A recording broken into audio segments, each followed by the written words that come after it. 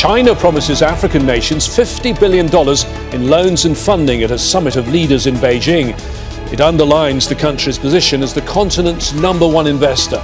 What does this investment mean for Africa, China and its Western rivals? Hori China Africa ka guyyoottan sadiif godhamaatu khalees cimaatu muraam roob irra khaasee Beijing magaal guddoo China gaggeeffamaatu bulchitooti biyyoota Afrikaa 50 kor kanarratti hirmaatu dure dhaabbat mootummoota gamtoomanii Antonio Guterres dabalata akkuma warqine gabayyuu faalleen kor kan kee jiru jedhaan ajandaan kor China kun guddayyaan diinagdee taachuu wal namin gaafacheef khataatuuti immoo doolaritti kennite meeshaalee dheedhii gurrachuuf Afrikaa yaa qonna nageenyaaf industrii jaaruuf waada seente beessa liqeeffachuu barbaadan dubbise jetteen jedhaan hammale deeggars meeshaa waraanaatiin ala doolar biiliyoon 50 xiisi ofisii dubbata Itoophiyaa Eertira Soomaaliyaaf Masir dabalate duub doolar biiliyoon 50 kan keessa doolar biiliyoon tokko gargar cabsataan dabalataan immoo doolar miiliyoon 280 midhaaniin bitadha jechuun itti hidhachuusii Central Cable News barrees hor China Afrikaa hor Ameerika Afrikaa hor Raashiyaa Afrikaa hunduma mataan bulchitoota Afrikaa hangam taayyaamuu waamu fakkaatu pirezidaantiin Keeniyaa Wiiliyaam Samoo Ruuto mariin biftana tun Afrikaa tuffachuuf godhamchechuun armaan tuqeequun isanii yaadata. It will not going to be business as usual. We have these meetings, Africa US meeting, Africa Europe, Africa Turkey. Mari Africa China, Mari Africa America, Africa Turkey, Yohan Africa Europe, Dabri mo Japan, India, Russia leen akkuma kan beellam qabdina fakkaat yoo dhuunfaa qabaan balar maamboot qorakkan nami cuftu qophaan nu yaamee nurra gurkan irratti argamuun qaabnu ardi guddayyoo gangeet qabanne biishantama furii ta'an akkamin nami tokkochi nu yaamee cufuuf turteessee maasubsiisa waan ta'uu qabaatii meet waan ceera fokkoot guddootti gaddu qaam. To go and sit before one gentleman from another place and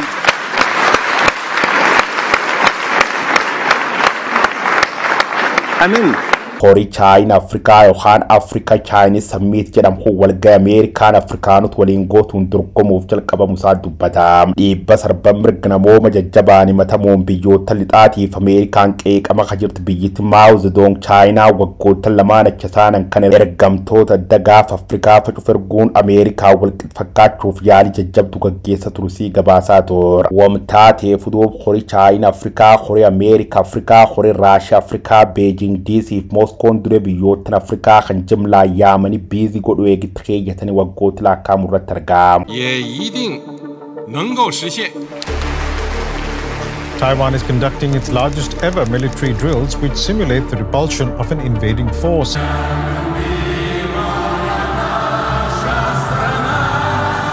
It's just one of the many data points showing Beijing is preparing for war with Taiwan while we deal with army in Ukraine and inflation.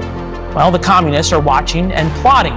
A potential visit to Taiwan by the US House Speaker Nancy Pelosi is becoming a problem for President Joe Biden's administration. Hori Russia Africa khamarsalame sof Putin yam wagada bijuma dole sakhanke gaggeeffamu sagabaasne door biyyoottan 17 gamta Africa korkan irrattirma biyyolla Ethiopia Kenya dabalate do bulchitooti Africa biyyoottan 32 korkan irrattin argam harcayn suma meef Moscow America warlit awar kanadan do jechuun ko machator maringa fasita guyyoottan lamaaf qudhamte turtune galu dursa St Petersburg kaymala muummichi minister Ethiopia Abiy Ahmed lakum warqaani khabajaan simatamulle qaamadi tooni kum shantama Vladimir Putin biyyoottan Afrikaa Jaafar Joomkeessa maqaan isa yaamamtoor biyyi Hassan Sheikh Mohammed Soomaaliyaaf liqe doolar miiliyoon 180 furii taqamee fidoor Burkina Faso Zimbabwe Mali Soomaaliyaa Eertiraaf Central African Republic faan qaamadi tooni kum shantama badhaafamaan biyyoottan Afrikaa deeggartuun rafidhan cufayyuu bifum kan fakkaatuun gargaaru qatfumni taat ammoo mish qamadiitiin Zelenski Ukraine illa caalle jeer kanaaf dubbif daldalaatiif gargaarsaatiin qamadii gar biyyoottan laatirguun xiyyeeffannu Raashiyaa isii jootaat haayoon teen guddayyoo ofisiin dhuma addunyaa qabeenyi walqixxeetti qoodam uumuun pirezidaanti Raashiyaa Vladimir Putiniin jedha. The African continent is indeed becoming a new center of power. Its political and economic role is growing exponentially. Everyone will have to take this reality into account. For example, let's look at the initiative by a number of African states on solving the Ukraine crisis, which is an acute problem. We are not shying away from reviewing it.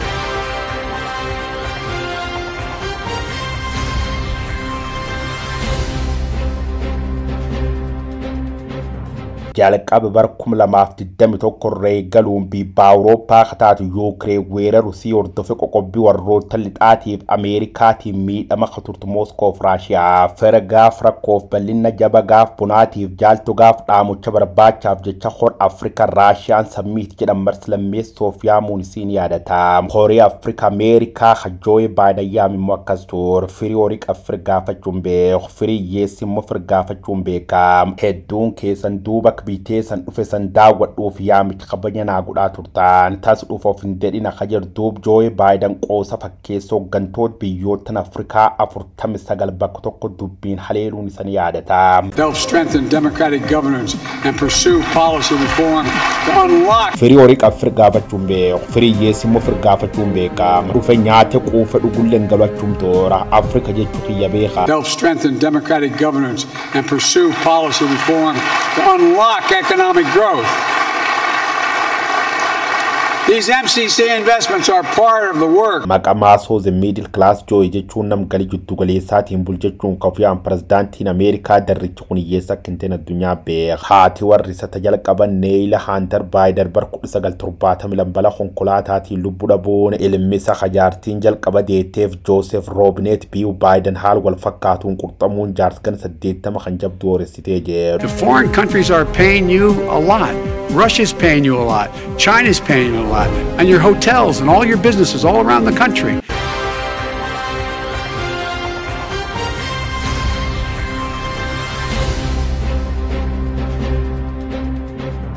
Firii Ameerikaa guddaa warri lixa keessuma gamtaa Awurooppaa yoo taate Chaayinaa, Raashiyaa, Iraaniif Turkiyyeen faan immoo waliin dhaabbachuun gamta jaaratan. Dhiibbaa warri kun waliin teerra godhuu jiru waan muddamta fakkaattuuf diisiin Afrika sossobuuf beeksitti dhangalaasuuf yeroo ittiin fudhan. Gaagam siyaas gaaf Afrikaa qabbaneessuuf ergamtoota sadii jechuun Jeffrey Feltman, David Satterfield fi Mike Hammerberg waraan Itoophiyaa seera dhablummaa Eertiraatiif fonqolsuudhaan qofa don taane qumaar bulchaan Soomaliyaa duraanii Farmaajoon taphacha turtuwachuuf carraaqa akka kataasiif United States of America milgilmaan nama guutuu addunyaa akka kabajamu jechuu namaan karaa dildilaaf bu'uuraalee misooma jaartee fitumte bulchuu malee milgilmaan namaatiif buddeen hin ta'u yaad bishii bin Chaayinaa taate. Kanaaf duuba Afrika diinagdeen qabde beesse meeshaalee waraanaatiif qabaditti qoodde sammuu nyaachuu irratti argama. Doolar biiliyoon 50 waltisanii arjoome jeera. Biiliyoon 280 kan midhaan yookaan meeshaa waraanaatiin bitachuu dandeenya.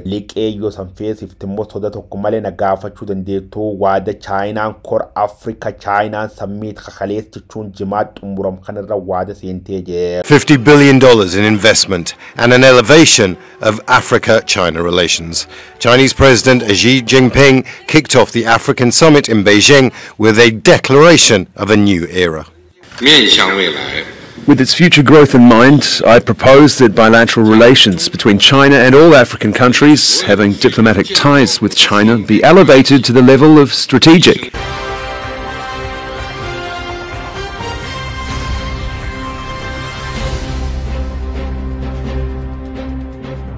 Kenyaan kor Afrika Raashiyaan sammiit kawagga darba Puutii yaamirratti hirmaan turte. Afrikaan kibbaalleen qaamaan kargamtu malee fedhii guddayyuu akka hin qabne dubbata. Kataa tuutimmoo muummichi ministeera Itoophiyaa Dr. Abiy Ahmad Aliitiif Isaayyaas Afewerqi dabalatee bulchitooti biyyoota Afrikaa lakkoofsaan 17 caalan dirgalaan Baaltik Petersburg dhaquun Puutiiniif harkadhaanaa turan. Qamadii Yuukireen gulaan biyyoottan Afrikaa kanneeniif ergamtu kara galaan gurraacha cufuun siyaasatti dalaga khatur bulchaa Moskoo kun Vladimir Putin gamisaatiin biyyoottan Afrikaa jaaf qamadii arjoome jirjechuun miidiyaala kakkaatiin musa gabaasne tur. Lamiileen isiina miiliyoon 20 caalanii qarqaars midhaan nyaata barbaada ka jedhamti Itoophiyaan qamadii tooni 50 ka Putin bilisaan geejjibsiisuuf waada seen jedhan kan keessatti nammatamni tur. Kanaaf immoo xiinxaltooti siyaasaa sababoota gurguddoo lama dhiyeessu. Tokkoffaa haasaa horkan durse muummichi ministeera Itoophiyaa bulcha Keev Zeleniski waliin godhe Putin gammachuun qabnetti maam. Lammeessoo mootummaan Dr. Abiy Ahmad biltsiginnaan qamadii alatti erguuf waan dhaadacha turteef rakkoo beelan qaban jechuun erguroobbataan. Very long history. We've been passing through lots of ups and downs together. This visit, in my opinion, will Noof Raashiyaa yeroo amtuuf toltuun leddukee waliin dabarseen seena bardheeraa walitti qabna armatti raggamu xiyyaaf jabdu gammada waan hedduu teknooloojii qonnaaf waan akka karra waliin hojjantaatu qoomii daltanaa kennitee fulfaadhi galatoomsiin jedha. Strengthen our relationship. We're going to discuss on both bilateral, multilateral issues as well. We're going to discuss about technology, cybersecurity, economic exchange, trade. I hope this will be a very fruitful discussion.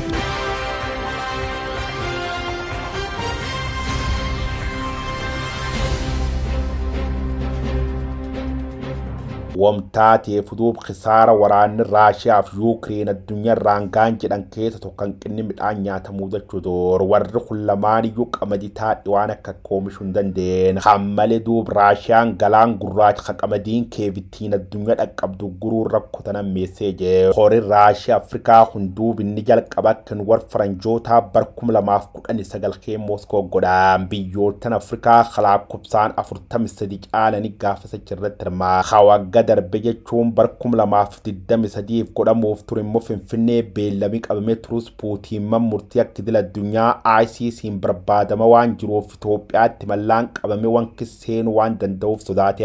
Ammaan tan immoo akkuma Ameerikaaf Chaayinaa kan kormars bira yaamuun Afrikaanota beessatti darbachuu danda'a jedhamee gaam horii Chaayinaa Afrikaa kun kalees guyyaa jimaata xumuraa. 坚持奉行独立自主的外交政策，坚定维护国家主权和尊严，从战略高度和长远角度看待中俄关系。